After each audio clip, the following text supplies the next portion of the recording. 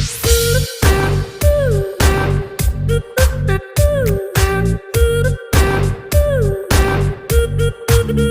Back to AIEL। My name is Pradeep Singh Tanwar और आज की इस वीडियो में हम बात करेंगे 3 इंपॉर्टेंट इडियोमैटिक एक्सप्रेशंस के बारे में। जी हाँ, 3 इंपॉर्टेंट इडियोमैटिक एक्सप्रेशंस के बारे में जिन्हें आप एवरीडे इंग्लिश कॉन्वर्सेशन में यूज़ कर सकते हैं। तो चलिए अब हम लेते हैं अपने पहले इडियोमैटिक एक्सप्रेशन को, जो कि है होल्ड ऑल द एसेस। जी हाँ, होल्ड ऑल द एसेस, जिसे आप हैव ऑल द एसेस भी कह सकते हैं। और अब हम बात करते हैं कि हम इस एक्सप्रेशन को किस कंडीशन में यूज़ करते हैं। और इससे पहले मैं आपको बताना चाहूँगा कि अगर आप ये समझ लेते हैं कि एस का मतलब क्या होता है, तो उससे आपको ये एक्सप्रेशन क्लियर हो जाएगा। तो अगर आप ताश खेलते हैं या फिर आप कह सकते हैं कि अगर आप कार्ड्स खेलते हैं या आपने कभी कार्ड्स खेले हैं, तो आप जानते होंगे कि उसमें इक्के होते हैं। तो जी हाँ, वो जो इक्के होते हैं उन इक्कों को ही हम कहते हैं एसेस। तो उस गेम में माना जाता है कि जिसके पास वो सारे के सारे एसेस हैं, उसकी जीत की पॉसिबिलिटी बढ़ जाती है और उसके पास दूसरे प्लेयर्स के मुकाबले एक एडवांटेज होता है। तो इस तरीके से आप ये कह सकते हैं कि होल्ड ऑल द एसेस का मतलब ये होता है कि किसी दूसरे के ऊपर या अपने कंपैटिटर के ऊपर एडवांटेज रखना, यानी कि आप प्लस में हैं, आपकी जो पोजीशन है वो स्ट्रांग है। और मैं इसे एग्जाम्पल के थ्रू बताना चाहूँगा कि मान लीजिए आप कोई गेम खेल रहे हैं और आप ये कहना चाहते हैं कि आपका जो सामने वाला कंपैटिटर है वो स्ट्रांग है और उसके पास सारे के सारे जो एसेस हैं वो उसी के पास है, वो आपके ऊपर एडवांटेज रखता है। तो आप ये सेंटेंस यूज़ कर सकते हैं कि I have almost lost to you, मैं करीब करीब आपसे हार गया हूँ, because you hold all the aces, क्योंकि आपका मेरे ऊपर एडवांटेज है।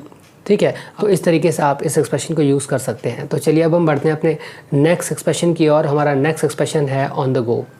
तो आप कह सकते हैं कि जो ऑन द गो है वो आपका बिज़ी, यानी कि वेरी बिज़ी का सिनोनिम है। वेरी बिज़ी का सिनोनिम मतलब आप ये कह सकते हैं कि जहाँ पे आपको ऑन द गो कहना है वहाँ पे आप वेरी बिज़ी कह सकते हैं, और जहाँ पे आपको वेरी बिज़ी कहना है वहाँ पे आप ऑन द गो कह सकते हैं। तो ये जो ऑन द गो है वो एक एडजेक्टिव है। मान लीजिए आप ये कहना चाहते हैं आई एम वेरी बिज़ी, इस समय मैं बहुत ही बिज़ी हूँ, तो आप वेरी बिज़ी को आप ऑन द गो से रिप्लेस कर सकते हैं और आप कह सकते हैं I am on the go. इसका मतलब ये हुआ कि मैं फ़िलहाल बहुत ही ज़्यादा बिज़ी हूँ। तो आशा करता हूँ कि ये भी आपको समझ में आ गया होगा। हम बात करते हैं थर्ड एक्सप्रेशन की, और हमारा थर्ड एक्सप्रेशन है बकेट लिस्ट। जी हाँ, बकेट लिस्ट।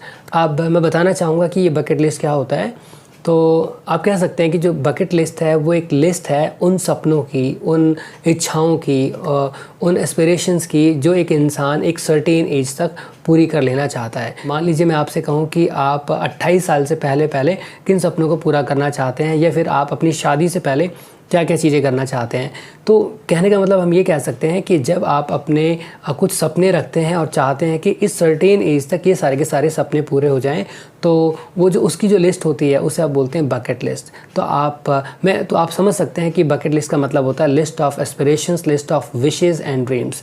और एग्जाम्पल के तौर पे आप यूज़ कर सकते हैं। फॉर एग्जाम्पल, अगर आप किसी से पूछना चाहते हैं कि आप सर्टेन एज तक आप किन किन सपनों को पूरा करना चाहते हैं, यानी कि आपकी बकेट लिस्ट में क्या है, तो आप कह सकते हैं कि what things are on your bucket list. जी हाँ, what things are on your bucket list, इसका मतलब कि जो आपकी जो सपनों की जो लिस्ट है उसके अंदर क्या क्या शामिल हैं।